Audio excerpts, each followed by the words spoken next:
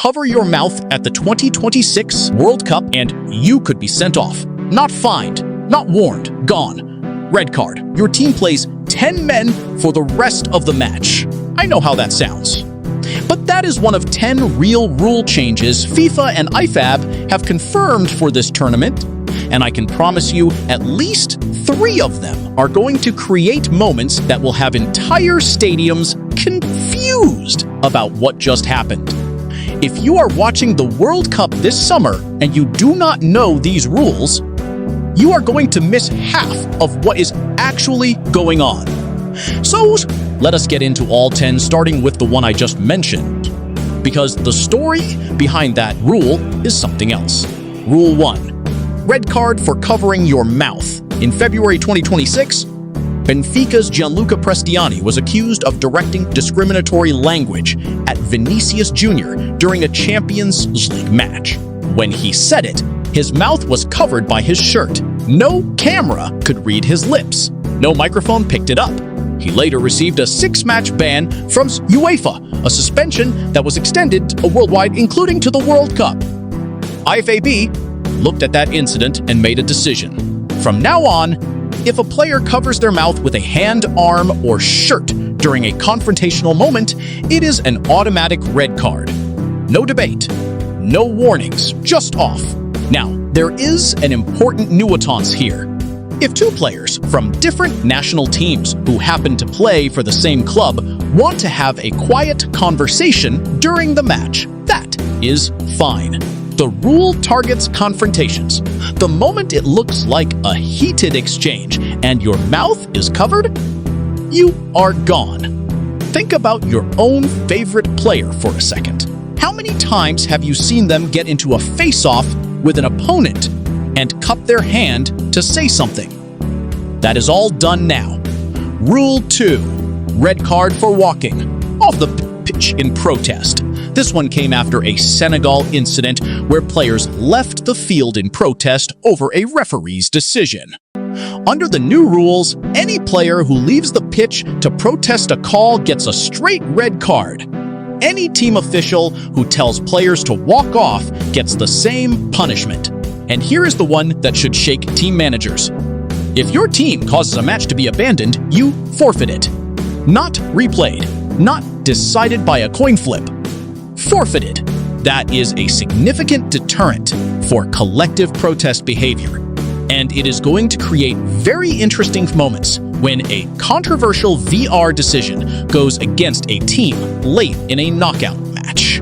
Rule 3. The 5-second count referees are now going to raise a visible hand and count down 5 seconds for throw-ins and goal kicks. Miss the window on a throw-in? Possession goes to the other team. Miss it on a goal kick? A corner is awarded. This one sounds simple, but think through its implications. Late in a match, a defending team is stalling on every throw-in near their own corner flag. Under the old system, referees could wave play on, look irritated, and maybe book someone. Now they just raise the hand, count, and possession flips. That changes how teams approach the last 10 minutes of a tight game. Rule 4. The 10-second substitution rule. If you have watched football for any amount of time, you have seen this. A team is winning 1-0 in the 87th minute, a player is substituted, and that player walks from the center circle to the corner flag, ties his boot, waves to the crowd, blows a kiss to the camera, and finally shuffles off after 45 seconds.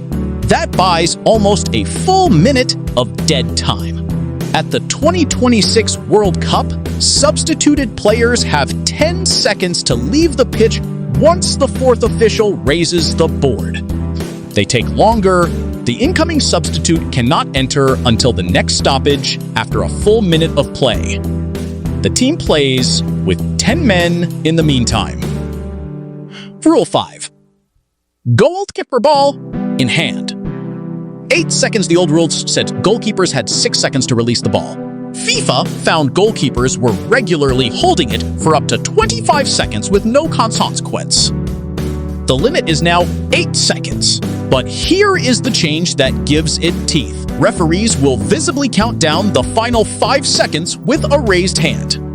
If the goalkeeper holds beyond 8 seconds, the other team gets a corner kick. Not an indirect free kick from inside the box. A corner. That is a meaningful deterrent. Expect goalkeepers and their coaches to have a stopwatch running in training from now on. Rule 6. No tactile goalkeeper injuries. This one is subtle but brilliant.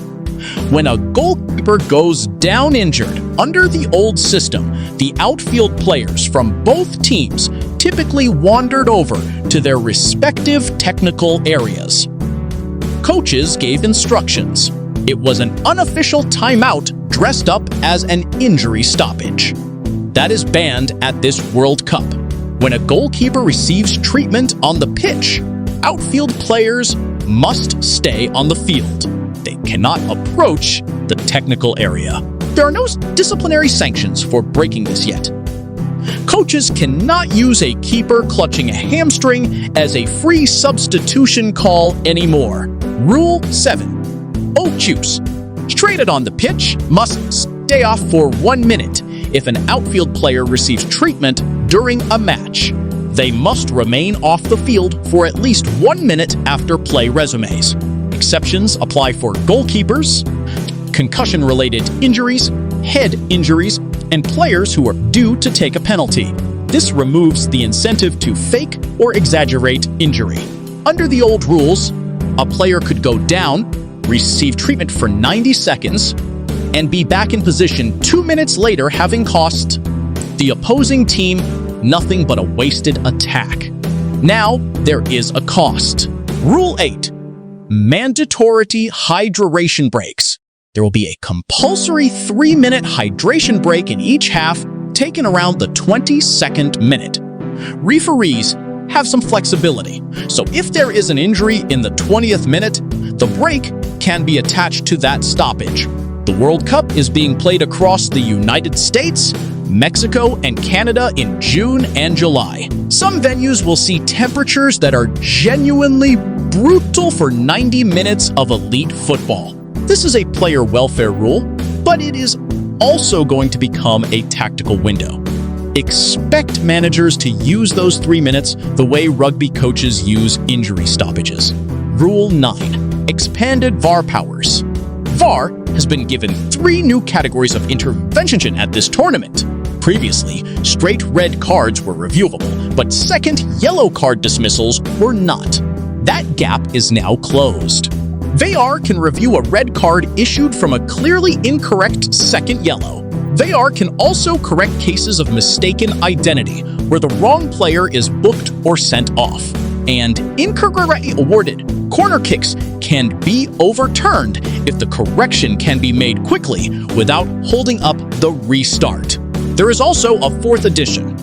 VAR can now flag a foul committed before the ball is in play at a set piece. So, if an attacker pushes a defender before the ball is even kicked at a corner, VAR can intervene and reverse the corner. That last one is going to catch teams out. A lot of professional fouling at set pieces happens in the pre-ball phase and has always been difficult to punish. Rule 10. Referee body cameras. Referees at the 2026 World Cup can wear body cameras.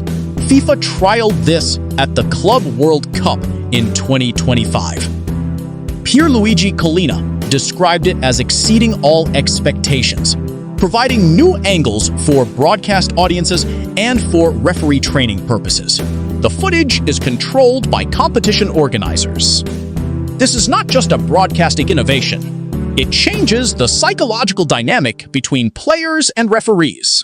When a player approaches a referee to argue a decision, knowing that the exchange is being filmed from the referee's own perspective is a meaningful deterrent. And there is an additional equipment note. Players can now legally wear certain items that were previously prohibited, provided they are properly covered and safe. So that is the full picture. 10 rule changes. Some of them you will barely notice. A couple of them are going to produce moments in this tournament that nobody is ready for. The mouth-covering red card is going to happen in a high-profile game. I guarantee it. Players have been doing it for years. In every league, on every continent, old habits do not disappear because a new rulebook says so. Someone is going to forget in a heated moment, and the reaction from the stadium and from the broadcast team is going to be something. The question is whether these rules will actually change the game for the better, or whether we end up with longer VR delays, more crucial moments, and a tournament that feels over-regulated. That is a genuinely open question. If this video helped you actually understand what you are watching when the World Cup kicks off on June 11, do me one favor. Hit subscribe. There are going to be moments in this tournament where something bizarre happens on the pitch, and nobody in the room around you knows why. You will, because you watched this video. Share it with whoever you are watching the games with. They will thank you around minute 70 of the first knockout match when a referee raises a hand and starts counting. And like the video so more people find it before the tournament starts. There are fans who are going to spend 90 minutes completely confused, and they deserve better. Now, I want to hear from you. Which of these 10 rules do you think is going to cause the biggest controversy at this World Cup? Is it the mouth-covering red card? The 10-second substitution clock? Or do you think referees will actually apply the goalkeeper's 8-second limit? Or will they bottle it in a semi-final? And here is the harder question. Do you think football actually needed all of this? Is FIFA fixing real problems? Or is this a governing body that wants to feel busy? Drop your take in the comments. I read every single one.